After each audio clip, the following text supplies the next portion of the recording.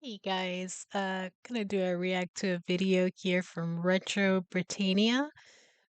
This is titled From Burning In to Wimpy, 10 British Restaurants We'll Never See Again. I just thought this would be kind of interesting for me to see possibly some of the food, what the restaurants looked like, and I thought you guys might enjoy this for nostalgia. But yeah, I will link the video in the description. Also, I will link my Patreon. We're doing full episodes of Black Adder over there, and there is also free content as well. So let's get this one started. Back in the 70s and 80s, eating out wasn't an everyday thing. It was a treat, often reserved for birthdays or a special family outing. And if you were lucky, that treat was a Bernie Inn. Walking into one felt like stepping into a proper restaurant, dim lighting, plush seating, and menus filled with the classics: steak and chips, scampi, gammon with a pineapple ring, and the famous prawn cocktail to start.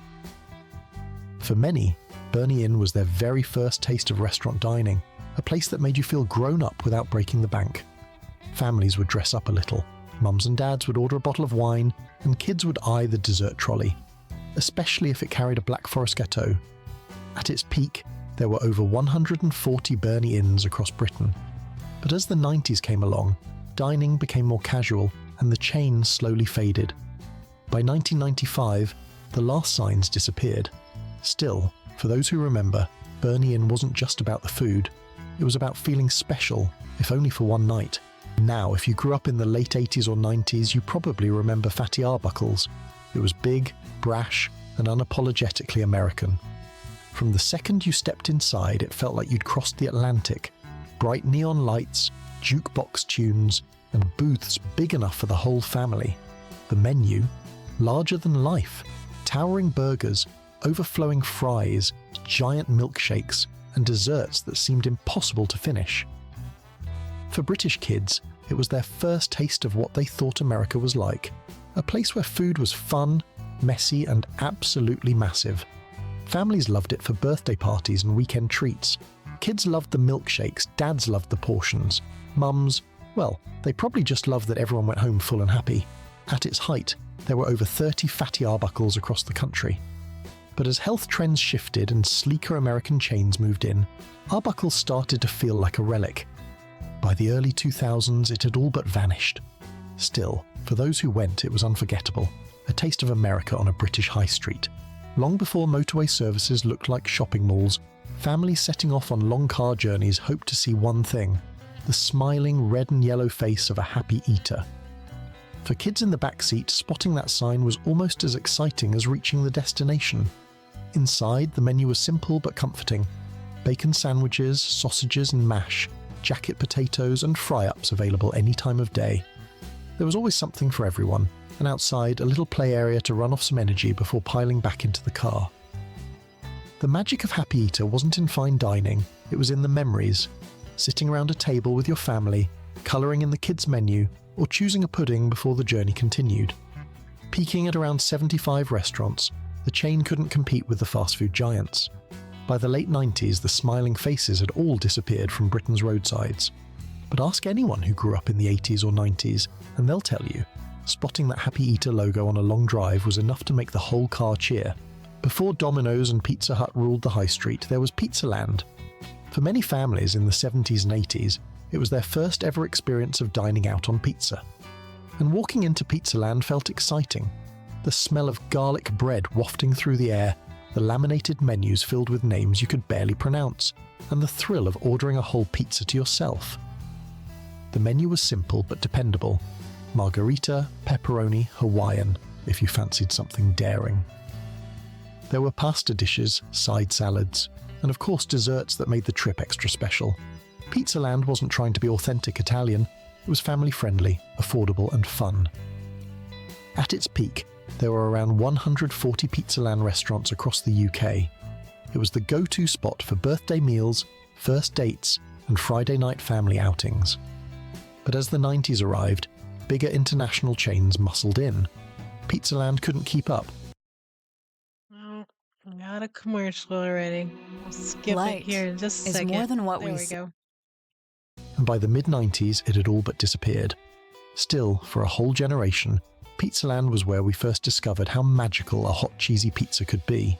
Few names stir up as much nostalgia as Little Chef. If you grew up in Britain, chances are you stopped at one on a long road trip. That red and white sign meant one thing: a break from the motorway, a fry-up, and maybe even a pudding before heading back on your journey. Inside, the vibe was pure comfort. The Olympic breakfast was legendary, a plate so big it could barely fit on the table. Then there were beans on toast, sausage and mash, and mugs of steaming hot tea poured endlessly by waitresses who seemed to have worked there forever. For kids, it was the excitement of stretching your legs and colouring in a kid's menu. At its peak, there were over 400 Little Chefs dotted along A-roads. They were part of the British landscape. But as fast food chains took over service stations, Little Chef faded. By 2018, the last one closed its doors. Even so, for millions of families, Little Chef wasn't just a pit stop. It was part of the journey itself. If you ever visited central London in the 80s or 90s, you probably ended up in a Garfunkel's. They weren't flashy, but they had something for everyone. Full English breakfasts, burgers and pasta, roasts and hearty desserts. The restaurants always had a comforting feel. Booths that invited long conversations and menus thick enough to satisfy even the fussiest eater. For tourists and Londoners alike, Garfunkel's was a safe bet. You knew what you'd get. Big portions, reasonable prices, no need to dress up. It was the sort of place you'd stop after a day of sightseeing. But as dining trends shifted toward more specialised restaurants, Garfunkel's started to feel old-fashioned. After the pandemic hit, most of its remaining branches closed quietly. Today, Garfunkel's is gone, but it remains a memory of simpler days, when one menu really could please everyone. In the late 80s and early 90s, deep... So the Garfunkels actually lasted. It sounds like, I mean, I assume the pandemic he's talking about is COVID. So it was still around until a few years ago. Um, that's interesting. A lot of these, I assumed they would all be like British owned, like exclusive to Britain. But it is a little interesting to me that I haven't seen any that I recognize. The American style food one is interesting. I was wondering a little bit if maybe it was something that we also had, where, obviously the United States is very large. So, something that maybe in one part of the US or even one state may not be in the next. So I can't possibly know all the restaurants. I know there are like restaurants that I grew up with in West Virginia that do very well in West Virginia, and they've expanded across the entire state, but they aren't where I live now.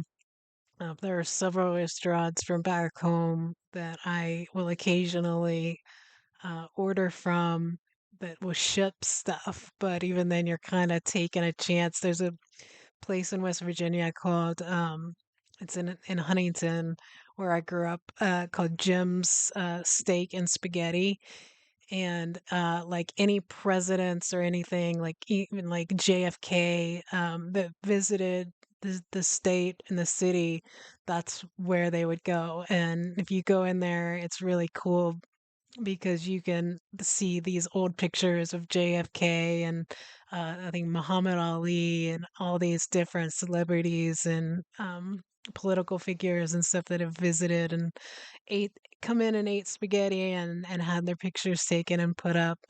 But they just fairly recently started shipping the sauce, and I've ordered it twice, and it's like every time I order, at least one or two of the sauces don't make it, and it's gotten delayed the last two times, and we just kind of got lucky with the last one that it was still cold when it arrived. I still have one quart of it in my freezer right now. But it is interesting the things that you grow up on that you're so nostalgic about, and um, most it's hard to get even here if it's a United States based place. I mean, it's expensive to order stuff from home, and there's even like a place that I'll get hot dogs from, hot dogs, and It's so expensive to ship them, but it's that nostalgia, I guess. Deep pan pizza was the place to be if you were hungry for something hearty. Forget thin crusts. This was unapologetically thick, doughy, and smothered in cheese. Walking into a deep pan pizza meant stepping into a world where bigger was better. Families would squeeze into booths, kids' eyes widening at the size of the slices, while parents dug into all-you-can-eat buffets. It wasn't about authenticity. It was about comfort, filling your belly, and maybe sneaking back for seconds. But as British tastes evolved toward lighter pizzas, deep pan began to feel out of step. By the late 90s, the brand had quietly disappeared. I noticed on that menu that one of the toppings was chili. Is that normal? I've never seen like chili on pizza. In Ohio, they do chili on top of spaghetti. It's like spaghetti noodles, chili, and then they do shredded cheese, just raw shredded cheese about that high. It's skyline chili. A lot of people love it. It's like an Ohio thing. It's not my jam, but a lot of people really, really love it. Still, for those who grew up in that era, one bite of thick, cheesy pizza can transport you straight back to a deep pan booth. Long before McDonald's and Burger King, there was Wimpy, the true pioneer of the British burger. Founded in the 1950s, its red and white branding was a familiar sight on nearly every high street by the 70s. Walking into a Wimpy felt exciting but approachable. Unlike fast food chains, this was sit-down dining. Waitresses brought your food on plates with proper cutlery. Well, They told us that Tinder commercial. wasn't gonna make it. There's 1 million users. There we go. The Wimpy Bender, a frankfurter curled into a circle, was a rite of passage, and milkshakes came thick and frothy. At its peak, there were over 500 Wimpy restaurants in Britain. But as American fast food giants arrived, Wimpy slowly lost its grip. While a handful still exist today, the high street giant we all remember is a ghost. For many, it was the first taste of a burger and chips, eaten not from a paper bag, but on a plate. If you went shopping in the 80s or 90s, the smell of a food court often led to one place, Spudulike. Founded in 1974, it was built on a brilliantly simple idea: a perfect, fluffy jacket potato with any topping you could dream of. Chili con carne, baked beans and cheese, prawn mayonnaise. The choice was yours. For hungry shoppers, it was the ultimate comfort food. It felt healthier than a burger, more filling than a sandwich, and was always served piping hot. At its peak, with over 50 outlets, Spudulike was a fixture in shopping centres up and down the country. The original company eventually faded in 2019, but for a generation, the name Spudulike is synonymous with the simple, satisfying joy of a perfectly loaded spud. If you worked in central London in the early 2000s, chances are you grabbed lunch at Fuzzy's Grub. The idea was simple but brilliant. Roast dinners served in takeaway boxes or sandwiches. Imagine pork with crispy crackling, roast potatoes, gravy-soaked stuffing and veg, all crammed into a hot, messy and utterly satisfying lunch. Fuzzy's was loved by office workers. The queues at lunchtime were proof that people wanted more than a boring sandwich. They wanted Sunday dinner in the middle of a hectic weekday.